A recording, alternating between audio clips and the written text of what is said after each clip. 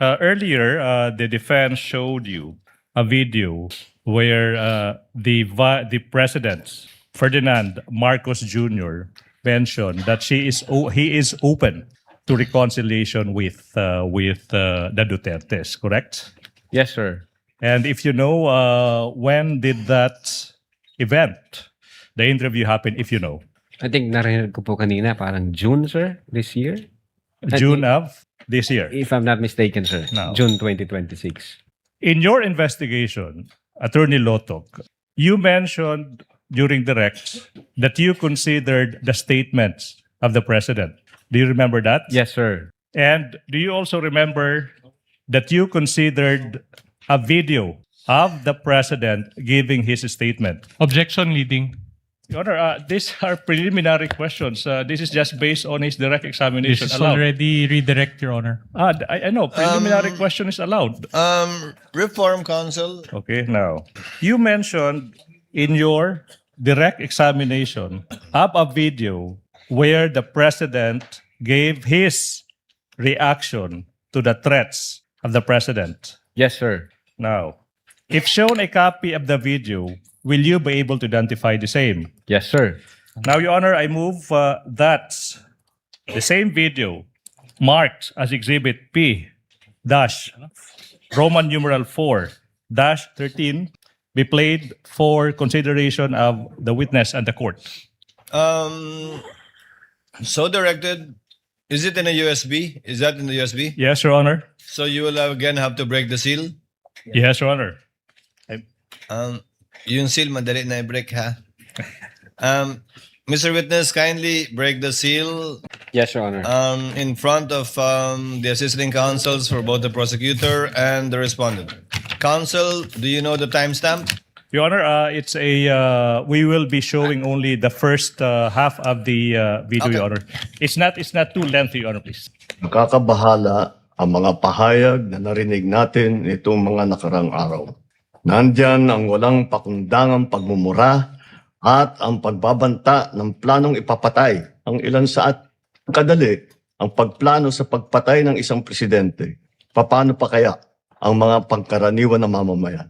Yang ganyang kriminal na pagtatangka ay hindi dapat pinapalampas. Yan ay aking papalagan. As a democratic country, we need to uphold the rule of law. Ako, bilang pinuno ng Executive Department at lahat ng mga nanunungkulan sa pamahalaan ay may sinumpaang tungkulin na tutupdin at pangangalagaan ang konstitusyon at ang ating mga batas. Kaya hindi tama ang pagpigil sa mga halal ng bayan sa paghahanap ng katotohanan. Hindi na sana hahantong sa ganitong drama.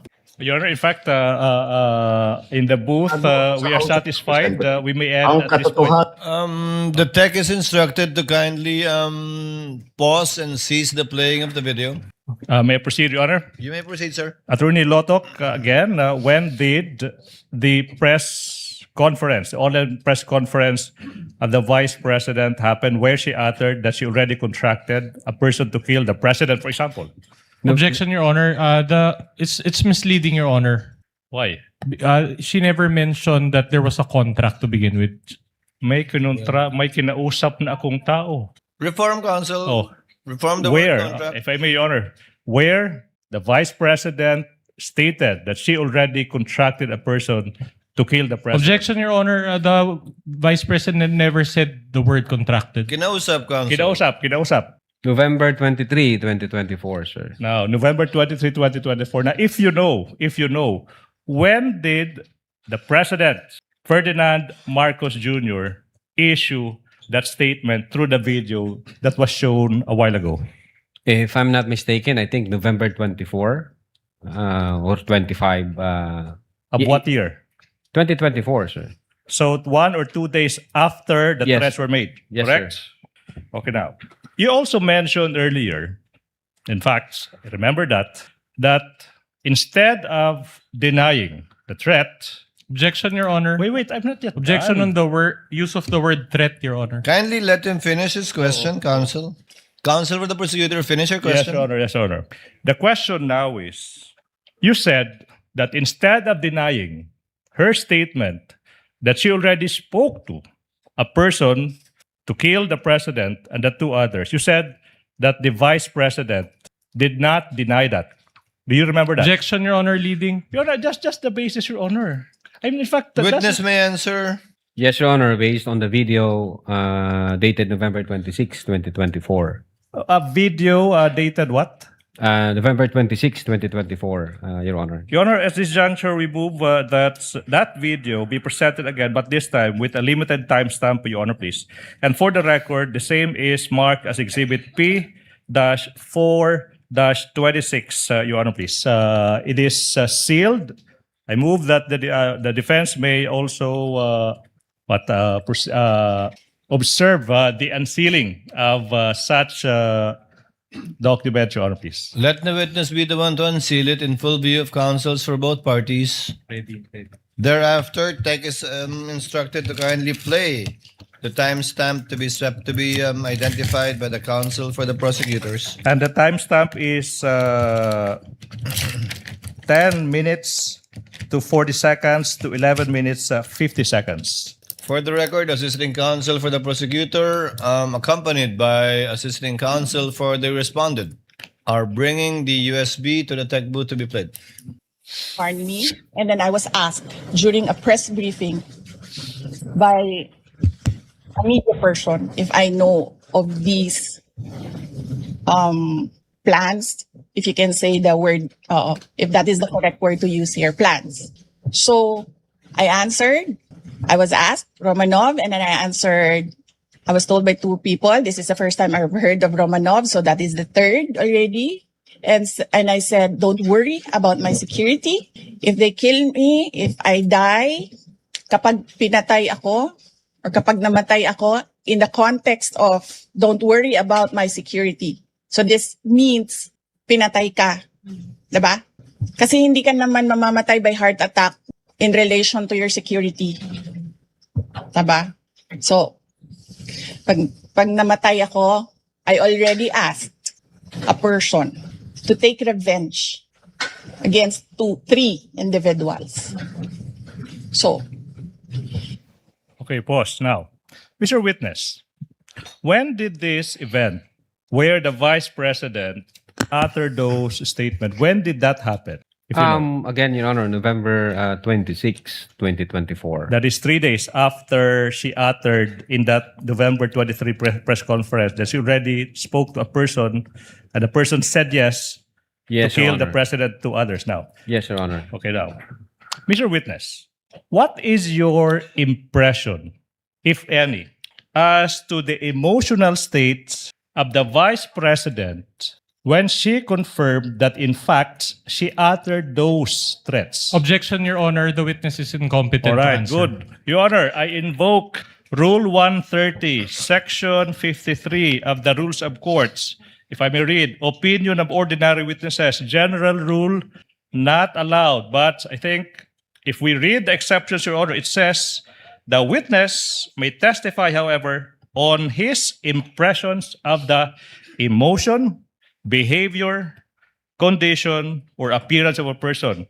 Section 53, Rule 130, specifically allows the question I just posed as to his impression as to the emotional state of the Vice President when she uttered those confirmation of the threats. It's in the rules, Your Honor. Comment, Your Honor. Comment? Your Honor, the rules provide that the person should be sufficiently acquainted, Your Oh, Honor. no. And that is not the case here, so such rule does not apply, Your Honor. Your Honor, Overruled. Witness may answer if he knows.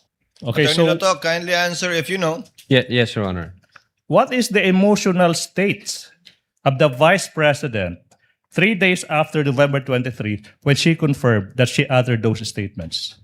Yeah, again, Your Honor, when we tried to connect that in the November 23, 2024 event and the November 26, 2024 utterances, it shows na hindi ho nagbibiro yung Vice Presidente nung inatter niya yung mga utterances nung November 23. At the same time, yung pagiging furious niya, at yun nga, yung sabi ko, yung fumingly mad ng November 2023, dala pa niya hanggang doon sa November 26 kasi nireiterate po niya, Your Honor, at inadmit po niya na meron siyang kinausap na tao to take revenge. So she admitted it again 3 days after. Objection, that Your day. Honor, as answered. All right. Let me proceed, Your Honor, please. Move Now, on, counsel. Mr. Witness, earlier it was pointed out by the defense that now that line where the Vice President said that she spoke to a person and the person said yes to kill the President and the 2 others, that was just in response to a question by a certain Princess Maui. Do you Objection, Your remember that? Honor, Yes, Your leading. Your Honor, these are just preliminary questions. Your Honor, this is the purpose of redirect. Let's move Confr- on. Let's move on, counsels. yeah. We all know what we're talking about here. Yes. Witness may answer.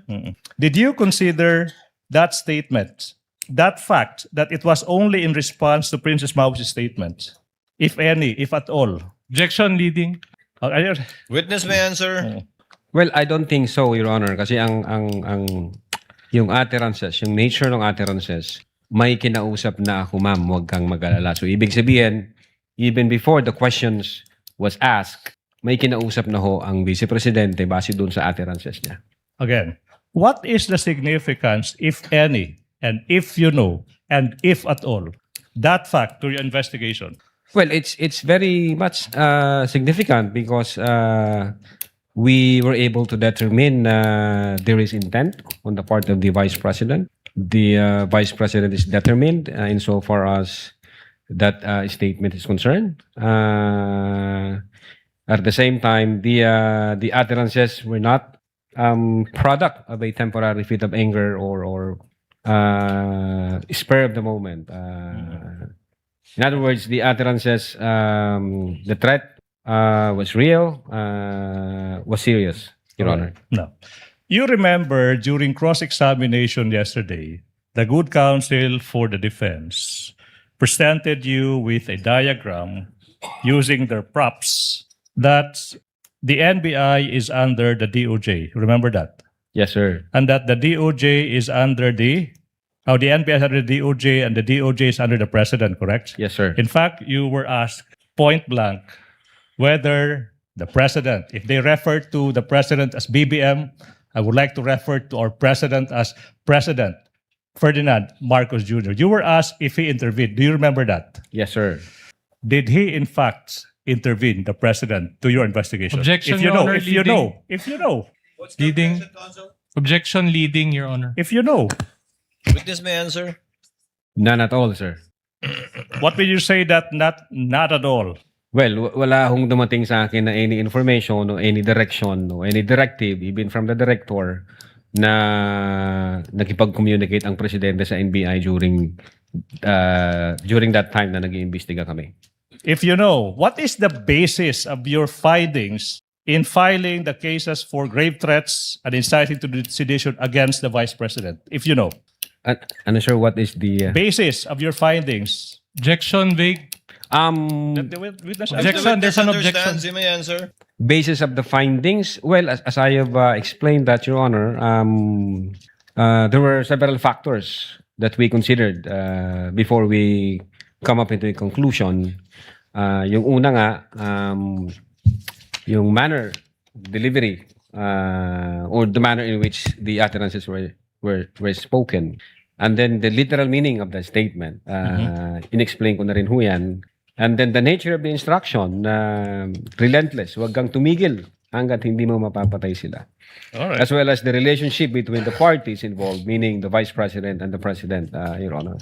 No, thank you so much. Now, earlier, the counsel for the defense, in their argument that it was merely an exercise of the freedom of expression of the Vice President when she uttered that, and they said that the Vice President is an ordinary citizen.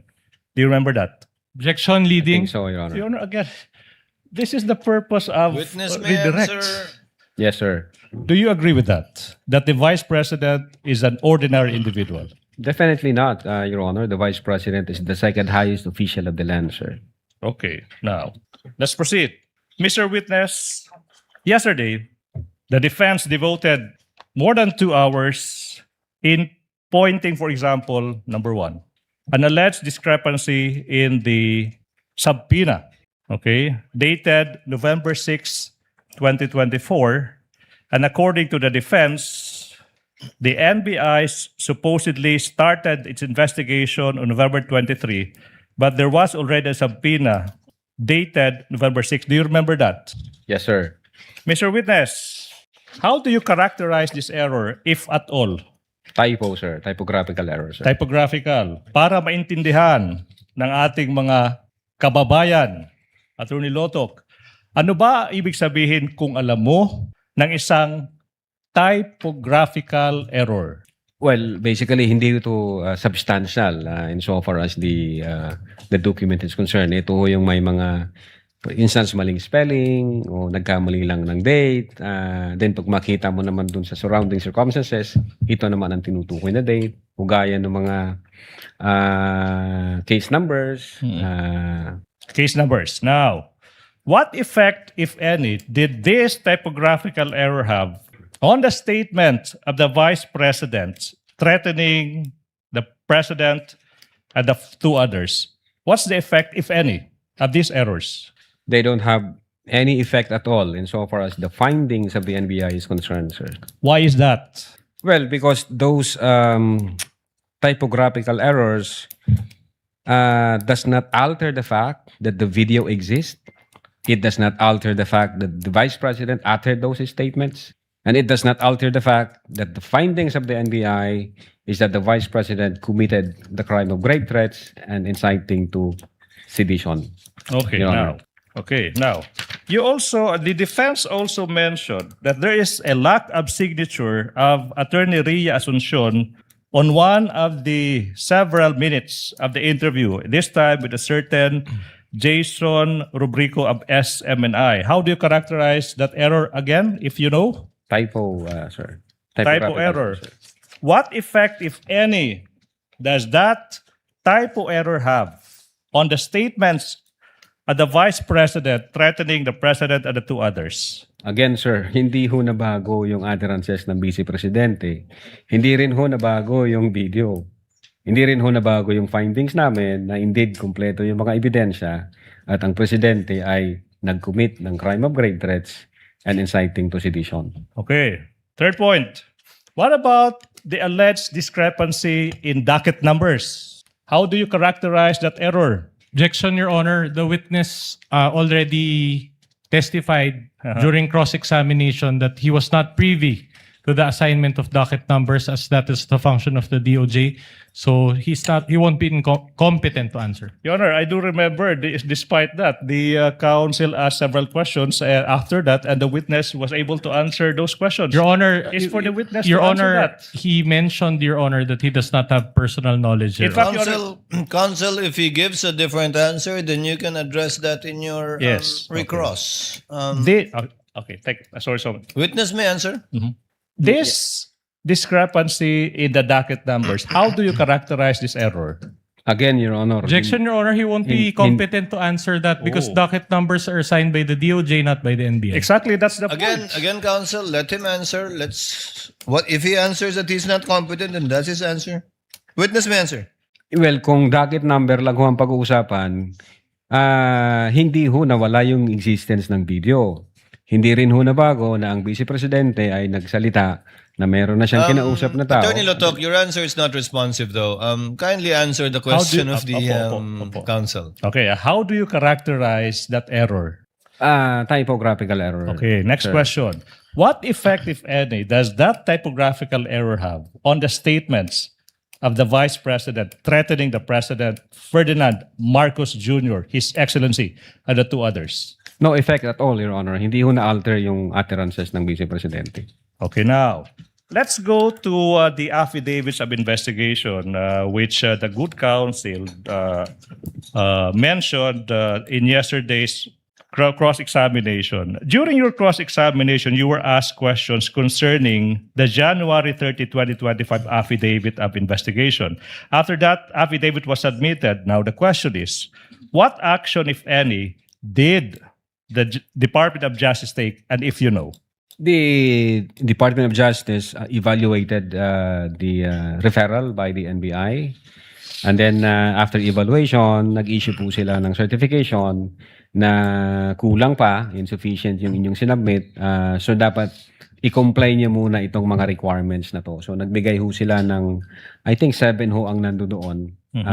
Yun po ang ginawa ng Department of Justice. All right. Now, what did the NBI do, if any, in response to that recommendation from the DOJ?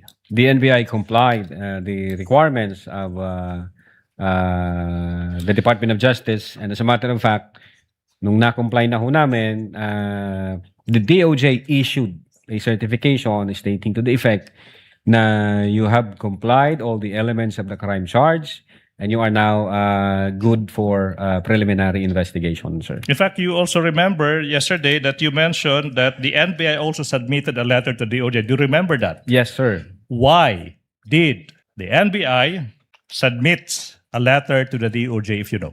No, well, I think that letter was signed by the then director Jaime B. Santiago, and the then director was notifying the Department of Justice that the NBI has already complied with all the requirements, and that the NBI is now submitting its affidavit with all the requirements attached therein, and with explanation, specifically yung requirement na kailangan may complaint ang recipient, gaya ng presidente. Ang explanation ho doon sa letter na yon, na for purposes of preliminary investigation under the new NPS rules, hindi ho kailangan yung complainant himself, kundi pwede ang law enforcement agency gaya ng NBI na mag-file na complaint. Again, for purposes of preliminary investigation. Attorney Lotok, if shown a copy of that letter of former Director Santiago, will you be able to identify the same? Yes, sir. Now, we are now in the process through Attorney Stephen Magallon of Sa Legal Law, showing you a copy of a letter dated February 11, 2025. We invite the defense to also peruse the same. Yes, sir. Also with assisted by a lawyer also from Cebu. What relation, if any, does this document have with the one you mentioned? The same docs that I mentioned, sir. Your Honors, at this juncture, we move that the letter dated February 11, 2025 by Director Santiago, identified by the witness, where the NBI informed the DOJ that it already complied with all the requirements, be marked as Exhibit P-Roman numeral 4-34 for the prosecution. This is not yet pre-marked, counsel. Not yet pre-marked, introduced in response to the to the cross-examination by the defense. Comment from the counsel for respondent. Just a may proceed. photocopy, Your Honor. Just a the comment is that the document is a photocopy. That's what I was waiting for. And Counsel may proceed. right on cue, we have a certified true copy of the same. We move. We invite the defense. Assisting counsel for the respondent, kindly confirm. May we have a stipulation from the defense? Is the certified true copy or is the photocopy rather a faithful reproduction of the original or certified true copy presented by the assisting counsel for the prosecutor? For the record, Your Honor, it's a photocopy.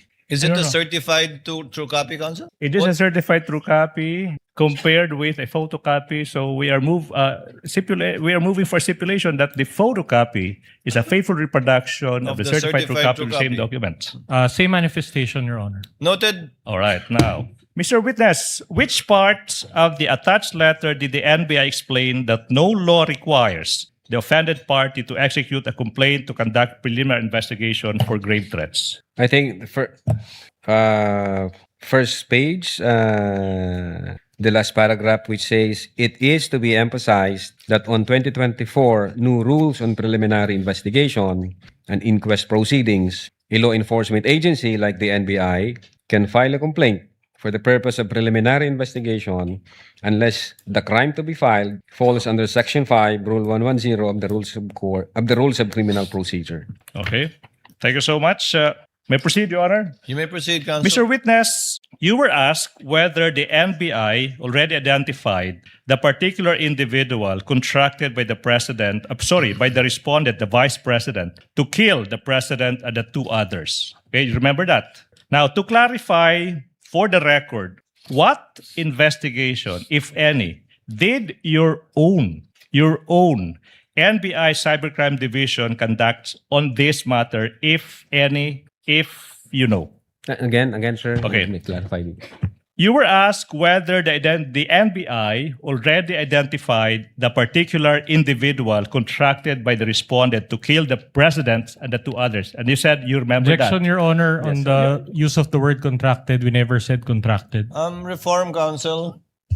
That the vice president already spoke to a person to kill the president, and that person said yes. So that's a contract.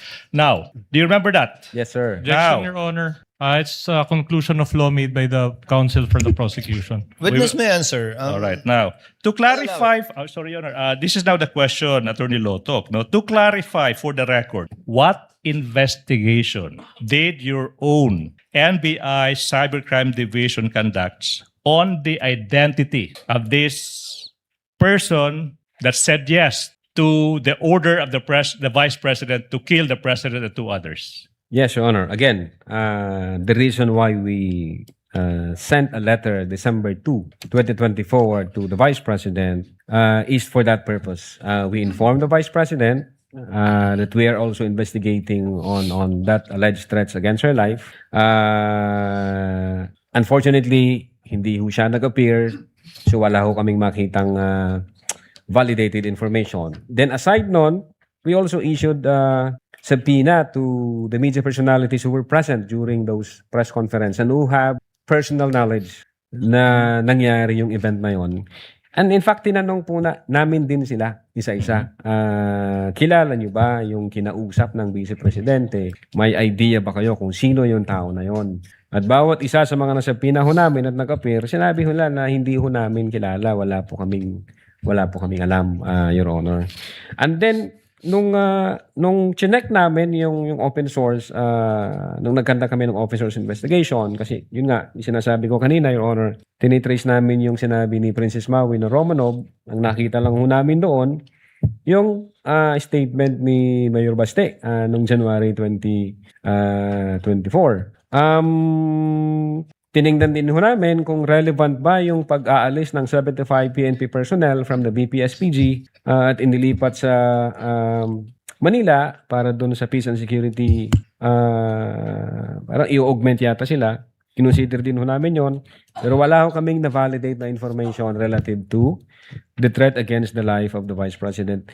But, ganun pa man, Your Honor, I know for a fact na yung aming intelligence service ay continue hong nagmamonitor at naghahanap kung sino yung tao na yan. Baka ho sila ang pwedeng sumagot o yung aming director, Your Honor. Okay. Thank you, Attorney Lotok. Let's move to another point. Now, in your investigation, Attorney Lotok, what significance, if any, did the NBI give to respondents' own admission that she already spoke to a person to kill the president and the two others? What significance, if any? Well, mabigat ho yun kasi lumalabas na hindi lang ho siya nagjo-joke doon nung ni-reiterate niya yon, nung inadmit niya nung November 26. Ibig sabihin, may intention ho doon ang Vice Presidente base doon sa mga utterances na yon. Pinag-isipan ho niya yan. In fact, I can classify it as... Objection, Your Honor. The answer is already based on his own interpretation. May we move, Your Honor, that it be stricken off the Your Honor, record? whose interpretation should he be answering? Witness will please complete his answer and then Chair will consider the objection of the counsel for respondents. Yeah, Finish your answer, finish your answer, Attorney Lotok. Yes po, Your Honor. Yun nga, sinasabi ko, it was contemplated, sir. Okay, now, Attorney Objection, Lotok. Your Honor. Move to strike it off the record, considering that he included conclusions of law in his Your Honor, he's answer. a lawyer. I mean, you have been asking questions on the basis of law and we did not complain.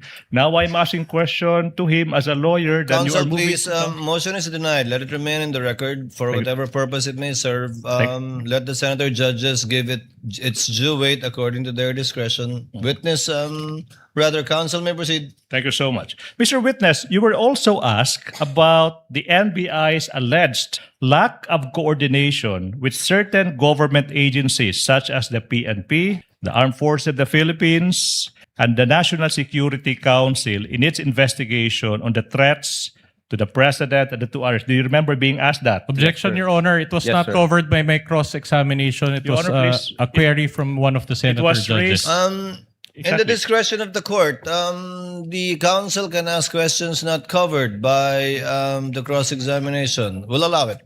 Now, could you explain to the court how is this so, if you can?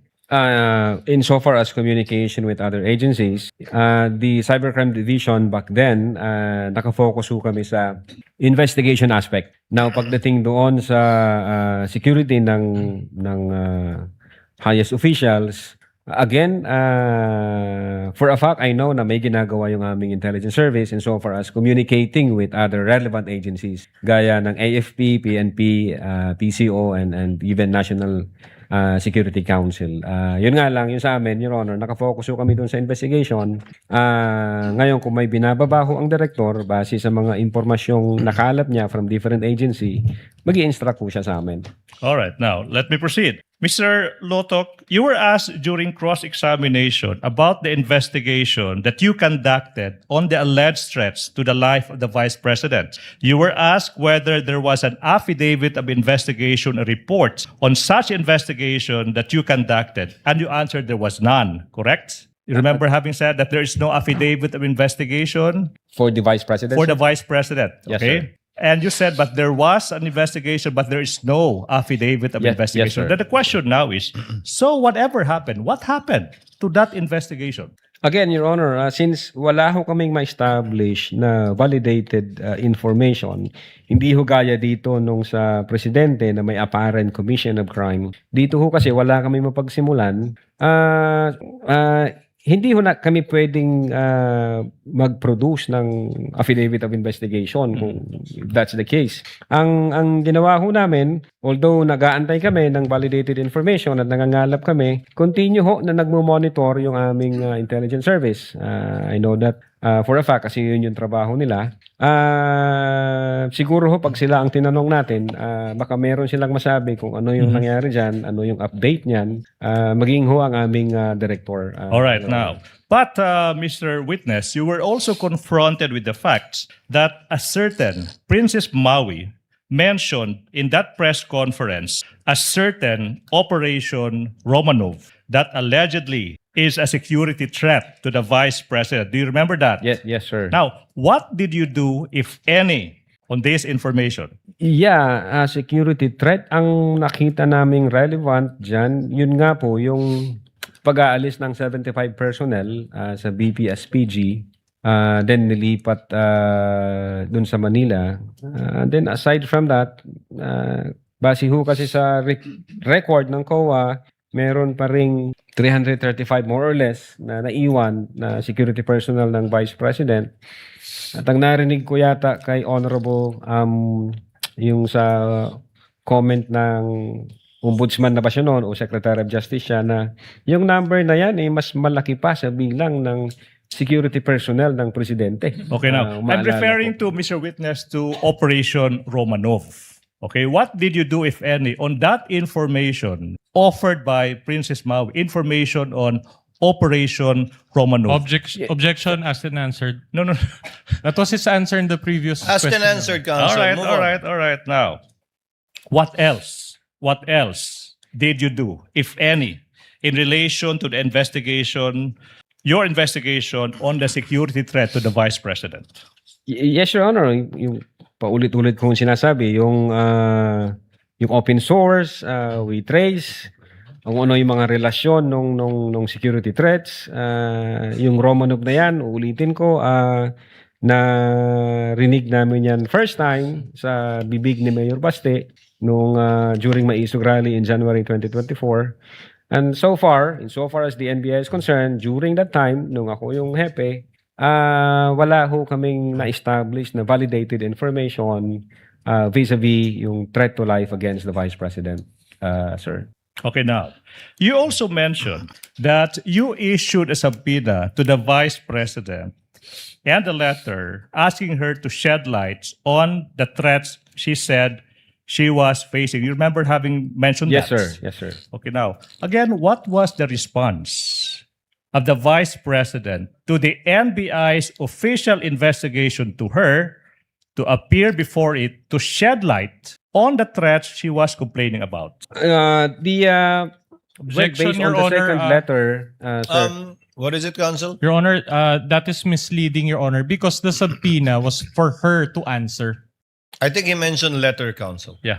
I heard letter, if I'm not Letter. mistaken. Let's focus on that letter, if you may. Yes, I think that was the December 2, 2024 letter, if I'm not mistaken. And then nag-reply ho sila ng letter at sinabi po doon ng lawyers na the Vice President is confident that the NBI will also investigate the alleged threat against her life. Yun po yung tenor Alright. nung letter Alright. na yun, Now, sir. Mr. Witness, you also mentioned that since the Vice President did not heed the letter you issued, you were not able to elicit information from her. You remember having said that, correct? Yes, sir. However, on the part of the threats to the life of the President and the two others, you did not need to interview them personally to proceed with the investigation. You remember having said that? Yes, sir. Now, the question now is for clarification before our honorable Senator judges, what's the difference? Why the difference between the two?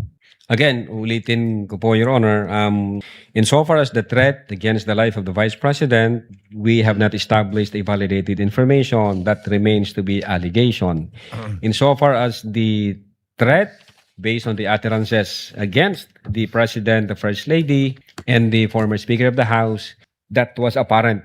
Nasa video, narinig ho namin. Therefore, based sa aming jurisdiction, which is primary jurisdiction, kaya ho kami nag-imbestiga kaagad doon. Okay, 3 more points, Your Honor, before the prosecution winds up its Thank you. redirect. Now, it was also raised during the discussion, during cross-examination, that the Vice President was merely exercising her freedom of speech and she was not committing a crime of inciting to sedition. Do you remember being confronted with that issue? Yes, sir. Now, you tell the Honorable Court, what is your response to that issue, if any? Objection, Your Honor, it will call for his opinion. Exactly, he's We'll a call lawyer. for... Opinion, Your Honor. He's not an expert on the matter. He's a lawyer. Witness may answer if he knows. Well, again, I've already said, Your Honor, to reiterate, if the second highest official of the land uttered openly and in public that she had already contracted a person to kill the President, the First Lady, the former Speaker of the House, and she instructed that person to be relentless in killing them, and that person said yes, we failed to see any amount of freedom of speech in that utterances. Number two, should we allow that kind of argument? Should we allow that to become the norms of our society? Then nobody would prevent from anyone from doing the same. Imagine the chaos, the disorder, and the anarchy, Your Honor. And number three, as a lawyer and being in the law enforcement, freedom of speech protects lawful expression. But it does not protect utterances that satisfies the elements of a criminal offense like this one, Your Honor. A criminal offense like this one. Now, as a lawyer, Attorney Lotok, when the Vice President utter in public that she already spoke to a person to kill the President, the First Lady, and the two others, as a lawyer, did the Vice President betray public trust? Objection, Your Honor. That will call for a conclusion of law already. And Honor, as a lawyer, it will call also for his Your Honor, personal opinion. If I do recall, the counsel were propounding questions on also Your Honor, issues may we of get law, a ruling on the felony motion versus and the objection, crime, what is please? the penalty? I'm also asking the same line of questions, Your Honor. What is sauce for the goose should also be sauce for the gander, Your Honor. A similar question was asked by the counsel for the respondent, and the witness may answer if he knows. If he knows, Yes, Your Honor, as a lawyer. She betrayed public trust. Yes, Your Honor. Last question. Listen, Attorney Loto. As a matter of law, if the President Ferdinand Marcos Jr. is killed, God forbid, who assumes the presidency? Objection, Your Honor. The Ah, Vice that's a matter of President, law. sir. Speculative. Asked and answered. The Vice President. No more redirect, Your Honor. before recognizing counsel for respondent for his recross, Chair would like to recognize Senate President Gatchalian for his interjections. You may you. proceed, sir, and you have 2 minutes. Thank you, Mr. Presiding Officer. Attorney Lotok, napakinggan ko kanina yung isang sagot ninyo at sinabi niyo dito, just this afternoon, yes, we do believe that the Vice President had contracted. Naputo lang siya, but obviously contracted someone to commit a crime or to kill the President and the others. Kahapon, narinig ko na ipinapasa niyo sa investigative division ng inyong intelligence service ng inyong ahensya itong tanong na ito. So, ano ba? Meron bang nakontratang papatay o walang nakontratang papatay?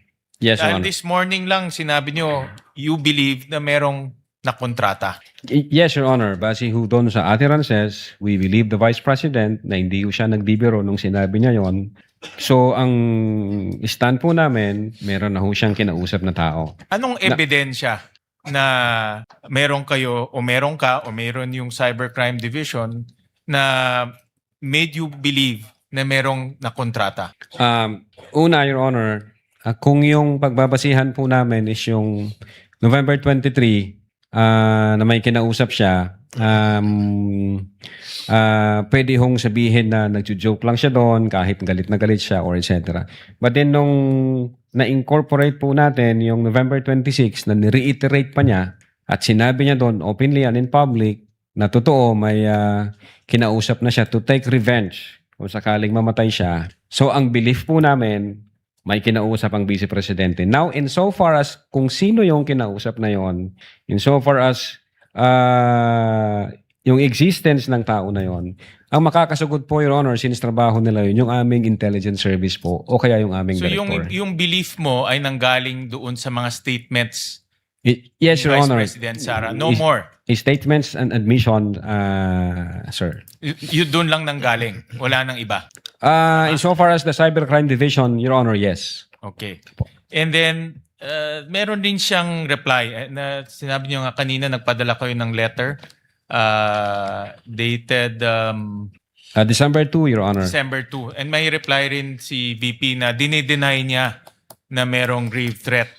No? So pag dineny niya na ginawa niya yung grave threat, obviously dineny niya na may kinontrata siya. Di ba?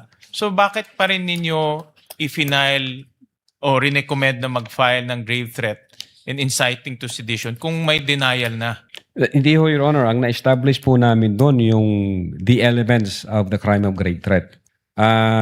So nung nakita namin na nasatisfy siya at na-comply siya, nung nirefer po namin ito sa Department of Justice, nag-concur sa amin ng Department of Justice na indeed na-comply ninyo and therefore tuloy yung proseso. But yung what made preliminary. you not bakit hindi nyo tinanggap itong paliwanag ni VP Sara sa kanyang letter? Dahil kaagad dito sa letter niya may denial na ginawa niya yung grave threat and therefore wala rin na kontrata, no? Kasi magkadugtong yun. Well, Your Honor, mere denial would not discount the fact na na-utter niya yon at may kinausap na siyang mga tao. Yun nga ang problema doon. Kaya namin siya gustong makausap personally para makapag-tanong pa kami ng other questions para makita namin, totoo ba itong kinontrata ng Vice Presidente o kinausap o hindi. Kaya lang, Your Honor, wala ho doon, hindi ho siya nag-appear. Yung kanyang sagot is mere denial lang, walang mga basihan, even circumstantial na basihan. So hindi ho namin siya sinama sa factor in considering whether or not a crime of grave threat has been committed by the Vice President. With your permission, Mr. Presiding Officer, just one last question. Nakita nyo ba kung merong capability si Vice President Sara? Definitely po. Your Ano Honor. ang nakita nyong mga ebidensya kung meron siyang capability gawin yung kanyang sinabing pagbanta at yung kanyang gagawin? Well, for one, she is the Vice President of the Republic of the Philippines. And number two, Hindi naman porket Vice President ka, may capability ka gumawa nun. Di ba? yes, Your Honor, not necessarily. But alam naman po natin yung background, naging presidente ang... Hindi ka naman porket Senate President, may capability ka gumawa nun. Yes, Your Honor. Yun So, nga. anong ebidensya na meron kayong nakita na kaya niyang gawin yun?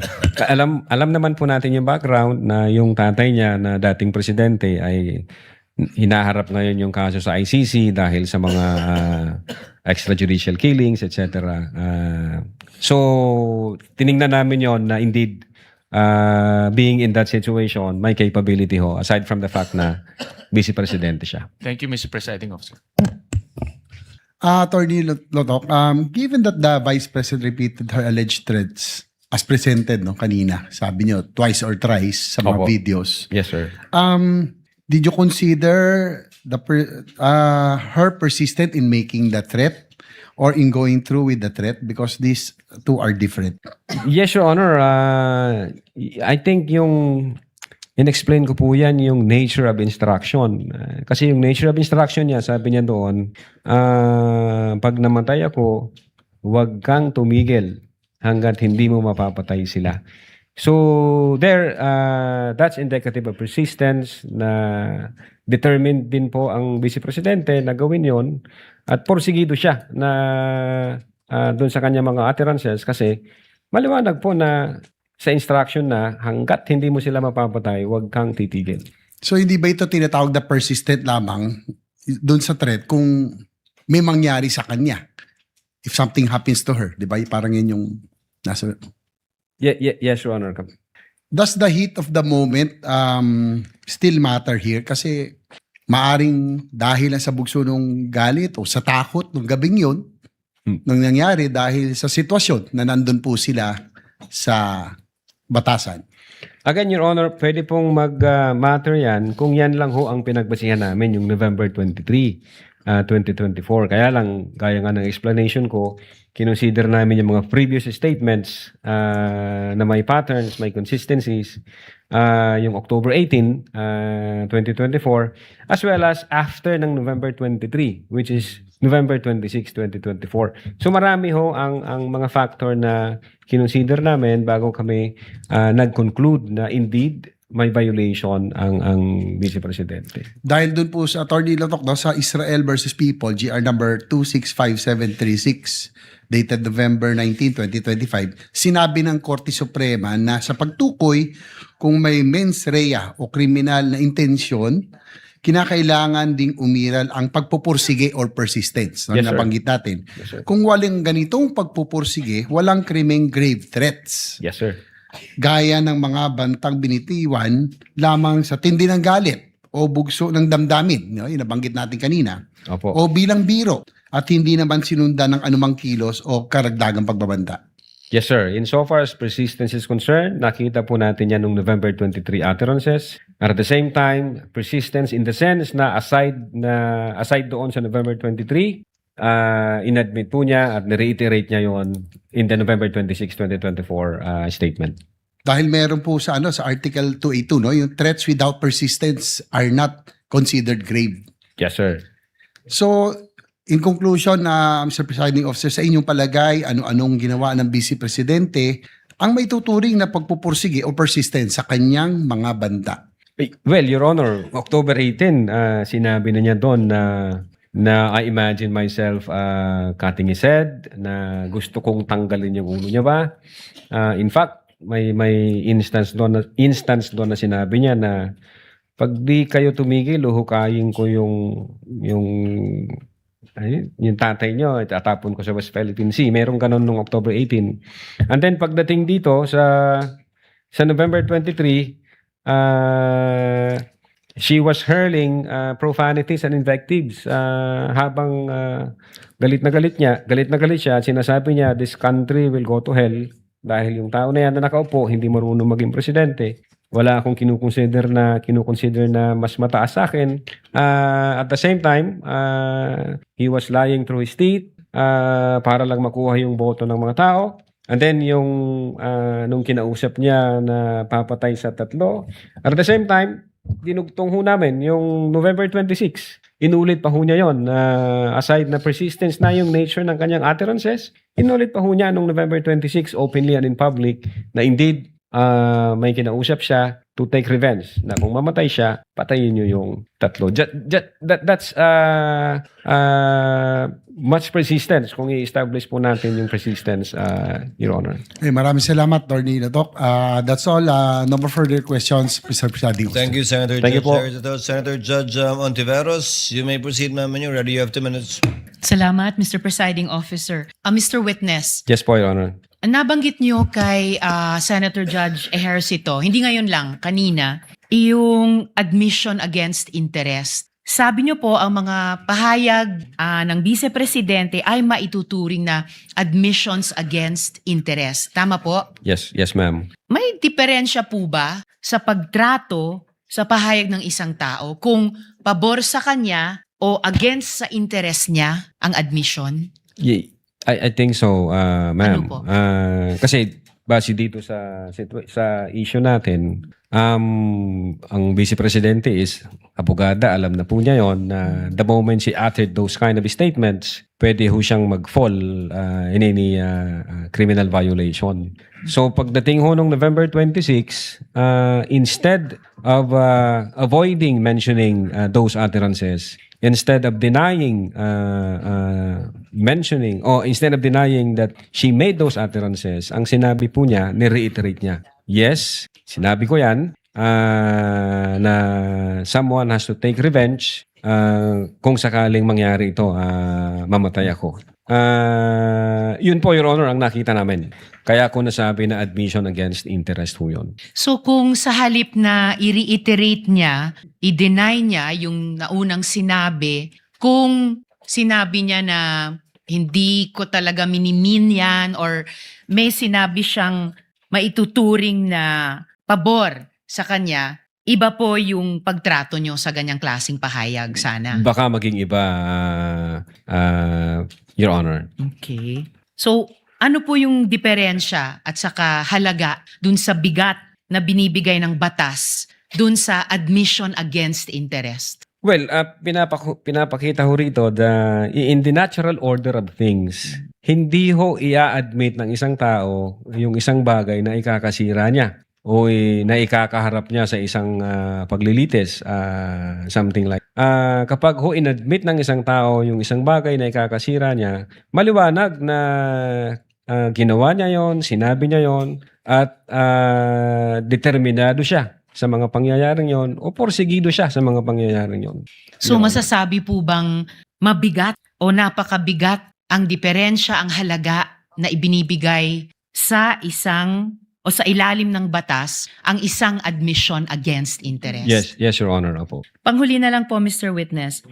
Bakit nga po pinaparusahan ng batas ang grave threats kahit pa hindi natuloy sa physical act? Well, Your Honor, for purposes of peace and order among the populace, pag hindi ho in-address yung speeches o yung utterances na magka-qualify as grave threat, magkakagulo ho yung mga tao. Pwede na lang ho sabihin kahit na sino na papatayin kita pag ito nangyari, gagawin ko to sa iyo pag ito nangyari. So I think the wisdom of the law is to avoid the disorder, the anarchy, and the chaos that it would create, Your Honor. So yung sinasabi niyong wisdom of the law ay hindi lamang sitahin o parusahan yung isang bagay na tumuloy sa physical act, kundi mag-serve ng deterrent para gawin Yes, Your Honor. ng taong iyon or ng ibang tao, Yes, Your yung Honor. grave threats. Pwede po yun, Your Honor, to serve as a deterrent, Your Honor. So may preventive na value din nakikita kayo Yes po, Your Honor. bukod sa curative. Opo, Your Honor. Alright. Salamat po, Mr. Witness. Salamat po, Presiding Officer. Thank you, Senator Judge Ontiveros. Senator Judge Rafi Tulfo, thereafter Senator Judge Alan Cayetano before the recross of counsel for respondent, if any. Senator Judge Tulfo, you may proceed and you have 2 minutes. Thank you, Mr. Presiding Officer. Mr. Witness, aware ba kayo at one point in time, I just don't remember what date was it, na pinulled out yung certain numbers of security personnel ni BP Sara. Yes, Your Honor, based on the news, may nakita po kami noon. When was that? When did that happen? 2024 yata, yung 75 PNP personnel Correct. from BPSPG, sir. Was that before the utterance of BP Sara in sa press con or after? Before, sir. Before. I think that's before, sir. So would it be possible na because of that, nakapag-isip siya na meron threat against her life because yung security niya being pulled out and walang binigay na reason kung bakit, kaya maaaring iniisip niya na, well, medyo sabi nga sakali na praning at Very much possible, sir. Yun po. but hindi niyo ba inimbestigahan bakit na pinull out yung security details niya? May nakita ho kami, sir, doon sa November 26 na video, kung nalimutan ko lang yung timestamp niya, may sinasabi siyang issue sa security niya doon nga sa BPSPG, parang from military attached unit, ginawang under na ng Presidential Security Command. I'm not familiar with that. So, doon ho yung... Okay. Sino pong nag-cause ng pull out? Sino pong nag-utos? Saan galing yung utos? Hindi ko ho siya masyado. Pero I think part ng reorganization, Your Honor, ng PSG, if I'm not mistaken.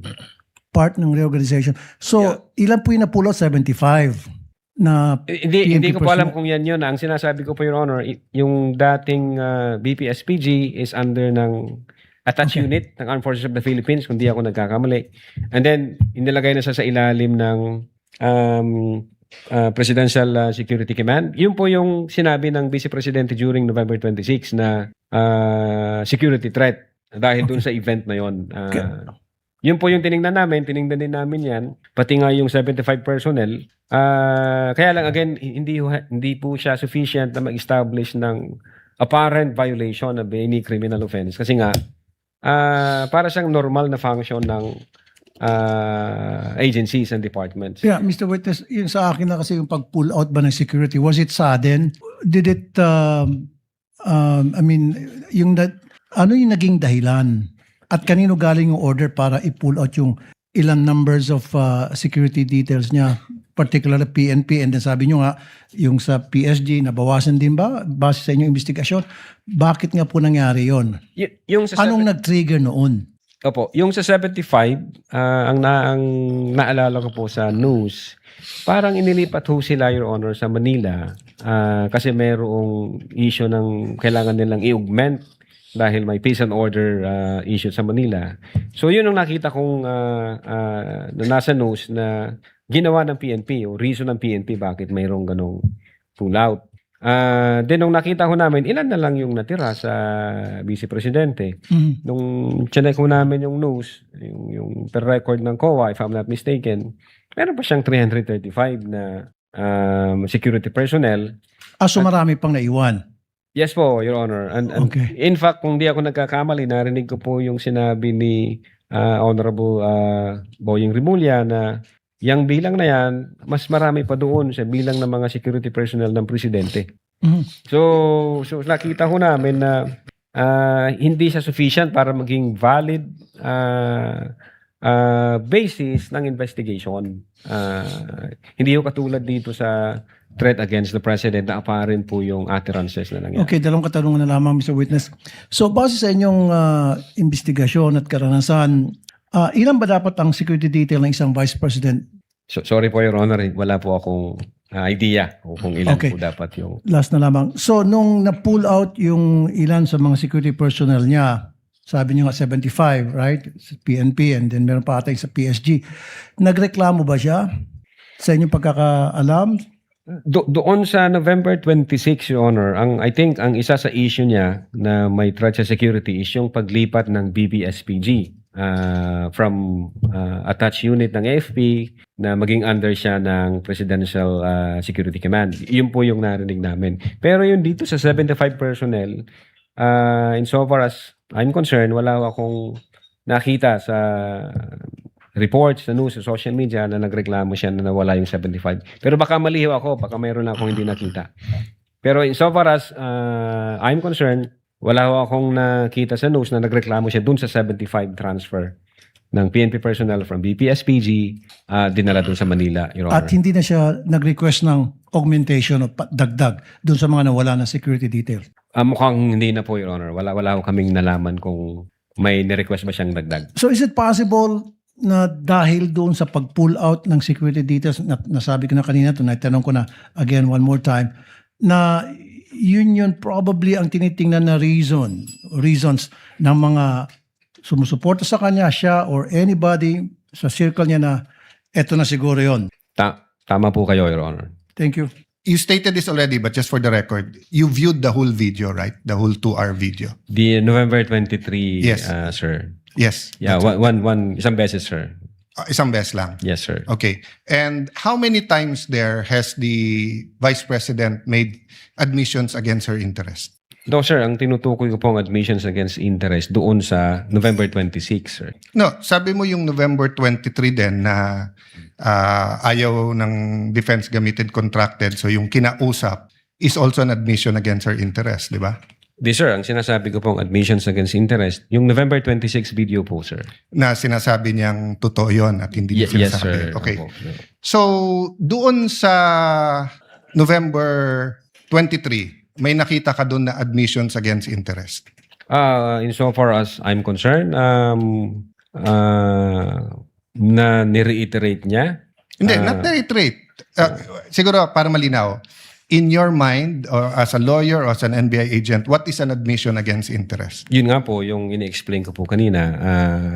Ito po yung isang bagay na ginawa ng isang tao na... Hindi ginawa, sinabi. Sinabi Kasi ng, it's admission eh. Apo, sinabi ng isang tao na ikakasira niya, but then instead of denying na sinabi niya yon, inadmit pa niya ito, ni-reiterate Okay, niya. very clear yon. And you and Agent John Mark Kalilong said that the basis of the investigation was the November 23 video, the basis sa inyong affidavit of investigation sa nag-file ng kaso is certain portions of the November 23 video. As well as So, the November, as well as the As well October as 8 other evidence. Okay. Apo. Sa November 23, ilan ang admission niya against interest? Ang sinasabi ko pong admission against interest, This yung is a new November question. 26. This is a new question. If you evaluated well the November 23 video, is there any circumstance in that video that you believe that the Vice President made admissions against her interest? Plain ho yung utterances niya doon, Your Honor. Yung nakita lang ho namin, yung utterances niya. Insofar as I'm concerned, yung admission against interest nangyari nung November 26. Mr. Witness, sagutin niyo na lang ako. Lahat ng admissions are utterances. Yes, sir. Okay, admissions is verbal. 'Di ba? Hindi to yung parang admission sa court. Pwede mo i-admit yung documentary evidence, pwede yung object evidence, pwede yung statements. When we talk about admissions against interest, especially in context of what we're talking about, may statement na laban sa interest niya. Yes, sir. So tinatanong ko dun sa buong video, meron ka bang nakita? Wala. Yes or no lang yun, meron or wala. O meron at wala, hindi yes or no. Kayo nag-evaluate nun eh. Meron o wala? Admissions against her interest. Yes, sir. The fact na in-utter niya yun. O which one nga? So meron ilan at ano yun? A little leeway, Mr. Presiding Officer, kasi hindi natukoy masyado yung tanong. Senator Judge Arad may proceed. Yeah. So which statement that? That one you're mentioning now. So yung sagot mo meron. Ang understanding ko, sir, nung sinabi ko yan, I'm referring to the November 26, 2024. Mr. Witness, paulit-ulit tayo. Yes, sir. Burahin mo na yung pinag-uusapan natin you're referring to. I'm asking you a direct question. Yes, Sa sir. November 23, meron o wala bang statements na you will consider in your professional as a lawyer and as an NBI agent in charge of investigating this? Meron ba siyang state admissions against interest? Ang tinutukoy ko lang po again, Your Honor, yung 26. No, I don't care. Wala po yung 23. I'm sorry. I don't care, Mr. Presiding Officer, kung anong tinutukoy mo. I'm asking you a direct question. November 23 video. Meron o wala siyang admissions against her interest doon? Attorney Lotok, yes, no, I do not know, I do not remember. We're referring to November 23, not 26. I do not know, sir. Ang Oh, you do not know. nire-refer ko na Yeah, don't tell me admission- na. So you do not know. Okay. when she said, kung papatayin ako, may kausap na ako, patayin niyo yung tatlo. Is that an admission against interest? Yes or no? Based on that utterances, sir, yes, I think so. Yes. O kakasabi mo lang kanina, I don't know. Ngayon, yes. O ano pa? Ano pa sa video na yon na admission against interest? Meron o wala? Or I don't know? Yung utterances na yun, sir, Sir, bukod nga doon. to me, sir, yung utterances na yun, that's admission against Sir, interest. klaro na yon. Tinanong ka na ng presiding officer, sagot mo, I don't know. Tinanong kita ng diretso na sa video, biglang you know, biglang sasabihin mo na yun utterance na yon. So ang tanong ko na ngayon, bukod doon, aside from that, Sir, ulitin ko po yung sagot ko. no, you don't need to answer. Yung sinabi ko po na No, I'm admission asking against you, interest. aside from the utterance, the statement, na kung papatayin nila ako, patayin sila, is there any other utterance during in that video that you would consider admission against In so far interest? as I remember, wala na po yun. Wala na, okay. When the Vice President said, yung pinamigay sa DepEd, isn't that an admission against her interest kung may pinamigay? Siya po yung namigay, sir? O, ikaw ang nanood ng video, ikaw nag-evaluate, ako pa magsasabi sa iyo kung ano laman ng video. Akala ko ba, tinignan nyo ng mabuti yung video? Bakit hindi mo alam yung laman ng video? DSW, ano, sir, pwede ko pong tingnan yung sinasabi No, niyo. so you do not know what the laman ng video? Again, tinignan ko po ang video one time and ang nag-review po ng video yung agent on case. Yes, but you're the agent in charge and you're the one who filed the affidavit. Okay, Yes, sir. next question. Nung sinabing mag-people power, tapos ang sinabi niya, hindi yun yung solusyon. O kung nag-people power, sino magiging presidente? Kung nag-people power at mawawala ang Pangulong Marcos, sino magiging presidente? Siya, sir. O, so hindi ba admission against her interest din? Siguro sa interest niya, maging presidente. Pero ang sinabi niya, what? I think so, sir. Okay. So I mentioned 3. So my next question, when you have an admission against interest, do you take the whole admission or you can cut it up into parts? Again, Your Honor, yung If my admission against interest is 1 sentence or 1 paragraph or 3 sentences, can you take 1 sentence and say yun lang yung admission and the 2 other sentences are not? Can you divide I it think up? it should be the whole, sir. The whole sentence. So the whole sentence niya, nung sinabi niyang kung papatayin ako, is pinagbibintangan niya yung tatlo na papatayin siya. So if you say it's an admission against interest and you believe it, you also have to believe na papatayin siya nung tatlo. The same thing, if you're going to say na namudmud siya sa DepEd, ang sinabi niya galing sa First Lady yung pera. So you're also going to have to believe that. So if you're going to believe her na yung ibang sinabi is seditious, ngayon sinabi nga niya hindi solusyon ng people power. So as the evaluator, bakit hindi consistent yung evaluation niyo nung video? No, I think yung in so far as people power is concerned, I think sinabi niya yata na, yes ma'am, natutuwa ako dun sa ginagawa niyo. Hindi. Your Honor. Pwede ko pong ulitin. Your Honor. Let the record speak for itself. It's on Yes, Your page 26. Same paragraph nung sinabi niyang papatayan, no? But having said that, last question, no? Bakit sa cybercrime ni-refer? Ba't hindi sa anti-terrorism or sinabi mo meron intel group? Bakit sa cybercrime? Your Honor, my cyber aspect po kasi yung violation. Okay. What are the aspects of the alleged threat? One is the cybercrime grave threat. The other one is a possible assassination threat, right? No, Your Honor, yung sinasabi kong my cyber aspect, the utterances was made through Through cyber. by- And the utterance, in accordance with you, constitute grave threat. Yes, sir. But if she meant it, and if it is true, and if it is accurate, it's also an assassination plot, isn't it? Kung totoo yung utterance niya, napapapatay kita, may kausap na ako, hindi ba assassination plot yon?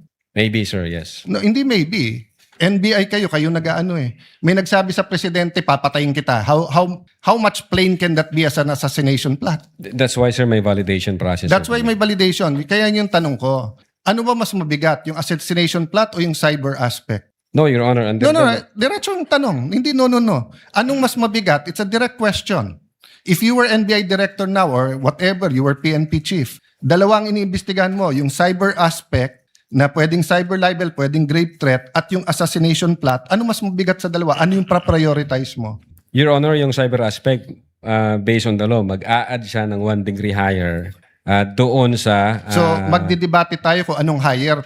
Papabayaan mong mapatay ang presidente. Kindly wind up, Senator Yes, Judge I'm Allen. winding up. The point I want to make, Mr. President, is whether I was the PSC, the Executive Secretary, NBI, or an ordinary citizen, my first concern is wag mapatay ang presidente. Yes, sir. But instead of the NBI director taking it upon himself, giving it to the anti-terrorist or to the intelligence, sa cybercrime binigay. Your Honor, again, uulitin ko, yung utterances was made through Yeah, information and so communication I- technology. Kaya may I hope if jurisdiction any on one of my cybercrime colleagues here division. become president, magbago yung attitude ng NBI. Mas importante pala cyber kaso sa buhay ng presidente. Not necessarily, Thank you, Your Mr. Honor. President. Noted. Counsel for respondent is recognized for his recross, if any. Just a few points, Your Honor. You may proceed, sir, when you're ready. So during your testimony, you mentioned that an unsigned document is a mere scrap of paper. Yes, Your Honor. But you also said on redirect that the lack of signature is a typographical error. No, yung typographical error based sa tanong sa akin kanina ng abogado, yung misspelling, yung mali yung docket number, kung mali man yun, yun, Your Honor. Now, you mentioned on redirect also about the November 26, 2024 press con, correct? Yes, Your Honor. Yes, sir. So after that press con, did you interview VP Sara? No, sir. And despite not having interviewed her, you made findings on her mental state. No findings ng mental state, sir? What do you mean by that? So my question is, despite not having the chance to interview VP Sara, nevertheless, you included in your investigation or findings about her mental state. Based on the series of events, Your Honor, as I have said, state of mind can be shown through the overt acts, Your Honor. Okay. So you were also asked about persistence. Yes, Correct? sir. All right. Now, the subject video was on November 23, 2024, correct? Yes, sir. But to demonstrate persistence, you referred to a press con on October 18, 2024. No, sir. To demonstrate persistence, yung nature ng utterances niya, ulitin ko, sir, in-explain ko muna, the nature of the instruction was persistent because of the fact na ang sabi niya, huwag kang tumigil hanggat hindi mo sila mapapatay. And then, i-reiterate niya to nung November 26. Now, as to consistency, patterns, at persistence, pagdating sa galit niya sa presidente, yung October 18 may kinalaman kasi ang unang sinabi niya doon, walang kinukonsidera kong number 1 hanggang number 2 lang yung Pilipinas na to. Then pangalawa, I imagine myself cutting his head. Then kinumpara namin siya noong November 23. Already satisfied with the answer. Consistent po yung... What was that, counsel for respondent? We are already satisfied. No need to I think elaborate. already answered. Yes. All right. Last two questions. So you said that the February 14, 2025 DOJ certification found your findings or your investigation or the case that you filed sufficient. Based on the certification, the DOJ stated that you have complied all the elements of the crime charge, sir. All right. So this DOJ evaluation, does this amount to a final verdict of guilt or innocence by VP Your Sara? Honor, ang maliwanag ho doon, for purposes of preliminary investigation. Wala akong sinabing na final verdict, Your Honor. All right. So you also mentioned the concept of open source investigation. Yes, sir. Does this include internet browsing? Yes, sir. So you Google search, kasama ba yun? Yes, sir. So you Google search mga news articles, Yes, sir. websites, videos, correct? Yes, sir. Including mga YouTube videos. Yes, sir. All right. I'll show you a short video and I'll ask one final question. Kindly show the video, Tech.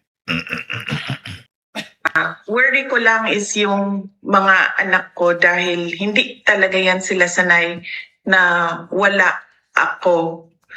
Nasanay kasi sila, lumaki kasi sila na katabi ko yan sila sa tulog. Yan yung worry ko, yung aking mga anak. Dahil nawalan sila ng nanay, yan yung hindi ko kasi magawa remotely, yung pagiging nanay. Pero yung trabaho dito at trabaho dyan sa Pilipinas, kung saan man ako, ay magawa ko siya remotely. So in the course of your open source investigation, did you encounter this video? Hindi ko po na-encounter yan, sir. Nothing further, Your Honors. Before we let go of the witness, the presiding officer just has a few points.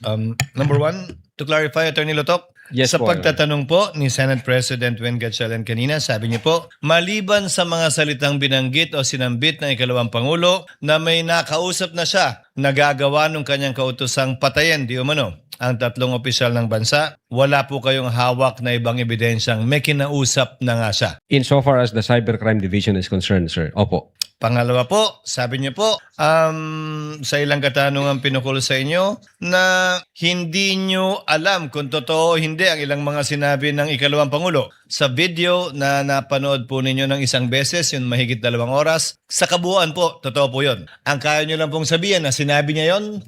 Pero kung totoo man yun o hindi, wala po kayo sa lugar sabihin na totoo nga ba lahat ng mga sinabi niya. Well, una, since Vice Presidente siya at base doon sa sirkumstansya na galit siya at nagbabato siya ng mga pagmumura, we believe na totoo yung mga sinasabi niya, Your Honor. And as an advisement perhaps to the senator judges and the public as well, an admission against interest, as mentioned in the rules, is nothing really special. An admission against interest under the rules is simply an exception to the hearsay rule, where a person who is about to die or is unavailable to testify,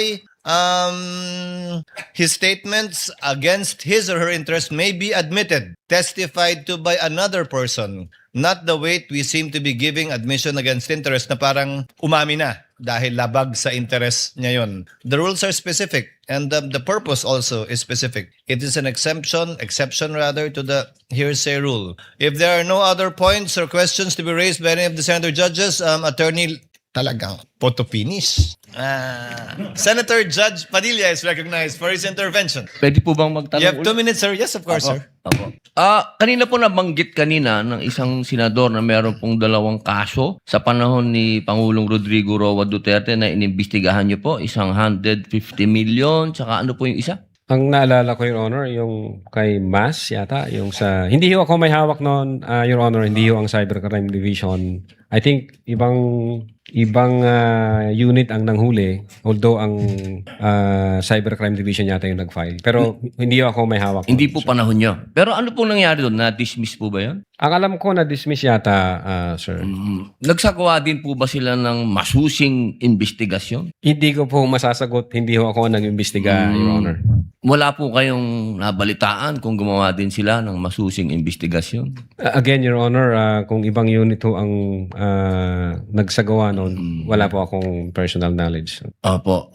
Kasi po doon malinaw na mayroong involved na pera. Kasi alam niyo, matagal din po ako nakulong. 3 taon din po ako sa kulungan. Marami po ako nakasama dyan na mga hired killers. Katunayan, pati po hindi hired killers, nakasama ko din po dyan. Sila Tihanki. Katunayan, excuse po sa aking seatmate. Madami po talaga. Pag-usapin po kasi ng pera, talagang may threat. Pero sa tingin po ba nyo yung mga nangyari nung November 23, birthday ko pa po yun. Opo. Sa tingin nyo po ba, walang involved na kahit anong pera dito? Walang kahit anong threat pa rin po ba yun sa palagay ninyo? Kasi ang hired killer, pera-pera po yan, ha? Based on our findings, grave threats, Your Honor, and inciting to sedition. Meron po ba, inciting, okay. Maganda pong pag-usapan yan. Doon po ba, pagkatapos po ba nung November 23 na mga sinabi ng ating Vice Presidente, meron po bang ginawa ang ating mga taong bayan para maging inciting for sedition? Nagbunga po ba ito? Your Honor, ulitin ko po yung sagot ko. In the case of People versus Nabong, hindi ho necessary... Pakisagot na lang po kung yes or no. Kung meron po bang naganap na pagkilos ang mga tao. Insofar as yung Seditious Act, wala kaming nakita, sir. Wala po, opo. Meron pa pong isang tanong. Doon po ba sa mga naganap na maraming protesta, merong trillion march, merong kung ano-anong march, nakita niyo po ba doon ang Vice Presidente? Yes or no lang? Saan pong protesta, Your Sa Honor? lahat po ng protesta na ganap, Dilawan, Tinklawan, Duterte, ano man po. But wala akong personal knowledge, sir. Yes or no lang po, nakita niyo po ba doon? Si Vice Presidente, nagsalita po ba siya? Nagbigay po ba siya ng panahon dyan sa mga yan? Insofar as I'm concerned, wala akong nakita, sir. Wala pong nakita. Okay lang po, maraming salamat. Thank you, Senator Judge Padilla. Your Honors, before we proceed any further, the prosecution respectfully requests for a 5-minute recess. Just 5 minutes, Your Honor. You can do your thing, Honorable Defensor, while I recognize Senator Judge, with the permission of Senator Judge Cayetano, of course. Maybe they can. Can they do their thing? Yes, I was going to suggest that. I have a question about tomorrow. Maybe the defense can do their huddle while I ask Yes, this exactly the question. point. Exactly the The point. question naman is, Senator Cayetano, Alan is recognized. thank you, Mr. Presiding Officer, Mr. Senate President. This is addressed actually to the presiding officer, Senate Pres, and our colleagues. So, are we going to have the oral arguments tomorrow about Yes. the? So, I think we all received the Copies have been copies distributed. The last night. memoranda of the parties have been Yeah. distributed. More or to the less, Senator it's Judges. 33 and 32 pages, so that's 60 pages. I'm beginning to study it today because I had to study about other matters tomorrow. So the second question is, while we will have the oral arguments tomorrow, will we decide as a body tomorrow, or we have a little bit more time to digest what was discussed tomorrow and then decide on We will Monday? decide as a body tomorrow, because my understanding is the parties will be needing time to analyze whatever data will be produced should the subpoenas be granted. But that is for article, the subpoenas, for That is correct, Your Honor. That is for Article 2. 2, which we will start hearing in August, right?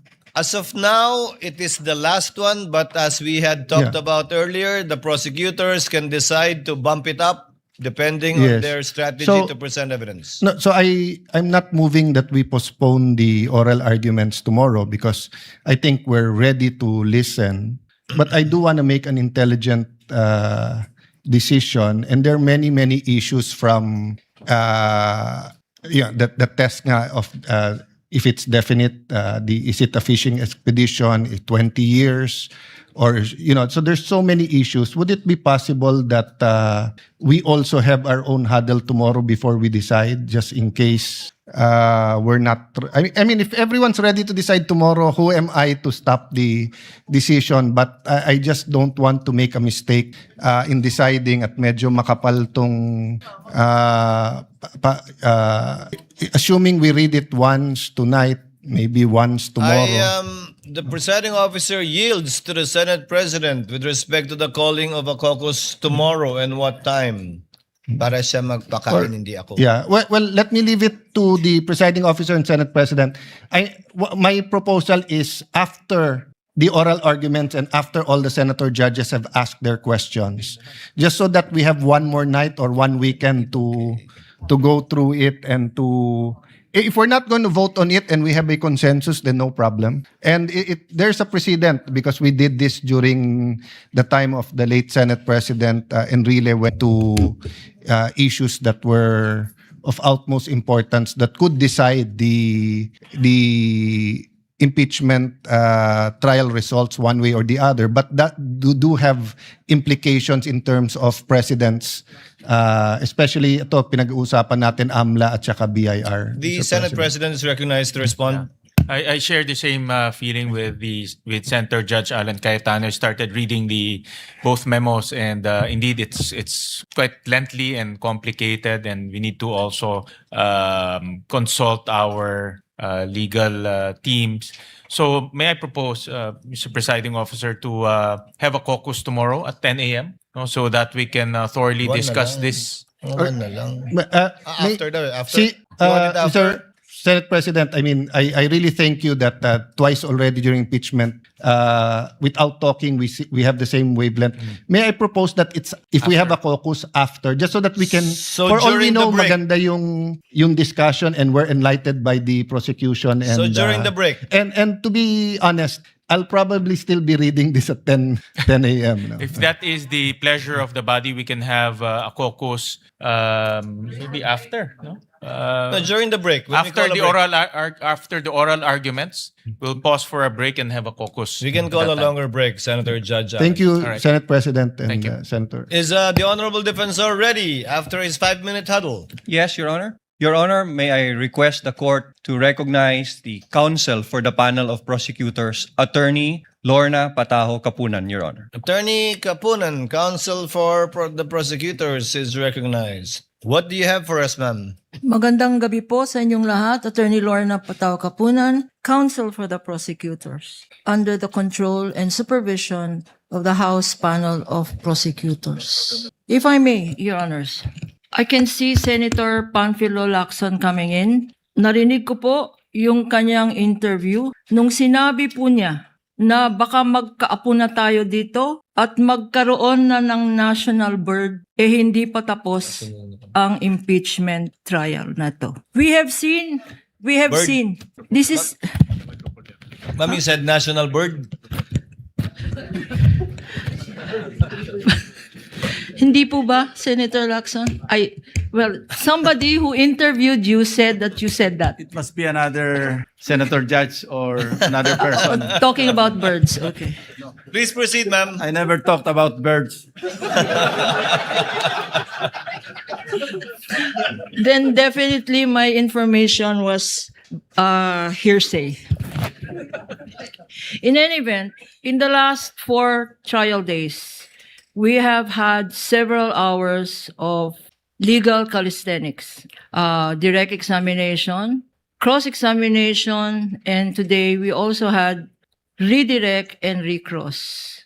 A total of approximately 8 hours a day and 2 witnesses. Today we are supposed to hear a subpoenaed witness, Attorney Zulaika Lopez, and after her, another witness subpoenaed or called to appear here, Captain Belinda Bello. After hearing the 2 competent and credible witnesses, not expert witness, but through their credentials showed that they were competent to testify on the matters that they were asked to authenticate. After evaluating through these 2 witnesses, 19 documentary evidence from Agent Kalilong and 45 documentary evidence from our recent witness, Attorney Lotok. And after the very clarificatory and probing questions of our senator judges, after evaluation, and not only during this 5-minute huddle, pero hurdle na rin po yun. It is the wisdom of the public prosecutors as expressed through this representation that we find it totally unnecessary, redundant, and a surplusage to still present Attorney Zulaika Lopez and as well Captain Belinda Bello. Let me just state for the record the reasons why. Had we been able to present Attorney Zulaika Lopez, she would have proven 3 things, or we would want to have proven 3 things. First, that she was personally present inside that detention center when the Vice President uttered the video, Exhibit P-4-10, when she uttered the statements that she had already contracted a killer, and you have heard this already before, and so on, to kill the President, the First Lady, and the Speaker of the House. That would have been the first offer of testimony, that she was personally present inside that detention center when the Vice President uttered those statements. Admitted already. Admitted by no less than Attorney Vinluan here, who in his closing remarks or opening remarks mentioned more than 10 times that that press conference occurred. Attorney Zulueta and the Vice President was there, and that in that press conference or a live broadcast, the Vice President did utter the statements we have heard time and again. Exhibit P-4-10. Although Attorney Vinluan says yes, 10 times, I counted just now. I counted that the admission there as to the utterance was made 10 times. Although Attorney Vinluan did say that it is a matter of interpretation, he says that the Vice President did not act as Vice President when she made those utterances. He attempted to give a humane picture to the Vice President that she had reacted as mother, sister, brother? No. And that she was not reacting in her capacity as Vice President. But in that statement that Attorney Vinluan mentioned, there was admission as to the utterances being made more than 10 times. He said, our interpretation is wrong, but again, that is left to the discretion of this court. So that was the first offer. The fact that there were utterances made in a press conference and that Attorney Zulueta was president. No need to present Attorney Lopez for this purpose. Secondly, our second purpose was that Attorney Zulueta Lopez was not only present, but so were other media personnel present there who heard the utterances of the Vice President. And lastly, we would have offered Attorney Zulueta Lopez to Zulaika Lopez to confirm the authenticity and the provenance of that video. Exhibit P-4-10. Totally unnecessary because why? Because the defense themselves used the very same video, said exhibit, in their defense when they showed Attorney Zulueta crying and allegedly complaining about the violation of our human rights. So by their own admission, there is no question about this video. And so it is our contention, and we hereby manifest that with these admissions on file, and thank you to the senator judges for the clarificatory questions propounded. And I'd specifically like to say thank you to Senator Tito Sen, Vicente Soto, for, in his brief statement, by virtue of clarificatory, brought us back to what this trial is all about. We are not a criminal court, and much time has been spent. Is there grave threats? Is there inciting to sedition? All of this is relevant. But in the context of, is it by doing these grave threats and by inciting to sedition, does it make the Vice President a violator of the Constitution? Does it make her a violator of her solemn oath of office? Is this a high crime? Is this betrayal of public trust? That is what this impeachment is all about. It is not what Attorney Vinluan says. If it is grave threats, by all means, we admit prison, correctional, 6 months to 6 years. And that's a fine of 2,000 pesos. If it is sedition, the same. MTC should be trying these crimes, or the RTC. But that's not what this is all Attorney about. Gapunan, Okay. with your indulgence, kindly Last sentence. take up the matter of the presentation of witnesses. Correct. Because that is the subject at hand. So going back to to why we are making this manifestation. We have said, and I have said on behalf of the public prosecutors, Your Honors, that we will no longer be presenting Attorney Sulweca and Sulaika Lopez. And, Your Honors, in addition, because the testimony of Captain Belinda Bello is merely corroborative, she would have been presented only to corroborate the fact that there was a transfer order made in the detention center and that that transfer order had been the subject of the video or press conference of November 23, 2024. And so, Your Honors, we are also no longer going to call as a witness Captain Belinda Bello. With that, Your Honor, I think the reminder of Senator Lacson that the accused, that the respondent is entitled to a speedy trial. Prosecution, the prosecutors would want this to be a reminder to all. We are doing our part.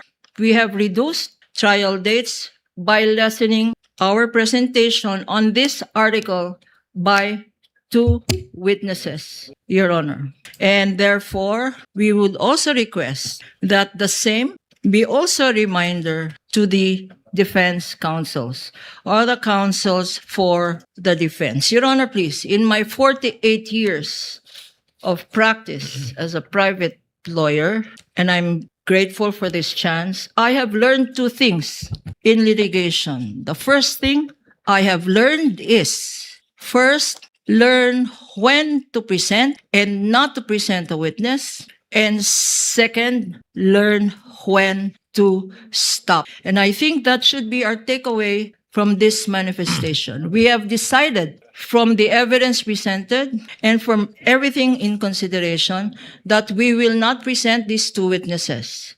And on that note, I will also say we know when to stop. And this is where I stop. Thank you. Thank you, Senator. Thank you, Counsel, for the Comment. Mr. Presiding Officer. Madaling malito kasi sa sinabi ni Ma'am Lorna. Just a quick reply, Mr. Presiding Officer. Yes, Senate President Gatchalian is recognized. First of all, let me thank the prosecution for foregoing the 2 other witnesses that is supposed to be presented this week. I was actually talking to our presiding officer earlier on, and I was just computing the number of witnesses.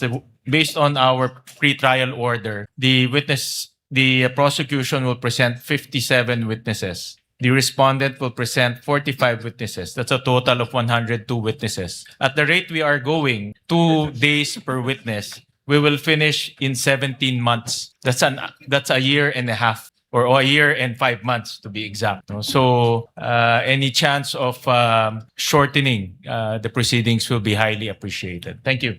Presiding officer also thanks the counsel for private prosecutors. So therefore, tomorrow, what is calendared for our agenda is the disposition of the 2 requests for subpoena by the counsel, by the panel of prosecutors, namely motion for the issuance of a subpoena for bank records and AMLC records, and a motion for the issuance of subpoena ducis tecum as well for the BIR records that we returned via a sealed box. Given that there are no other witnesses to be presented tomorrow, because Director Matibag was scheduled based on an earlier decision of the court on Monday, July 20.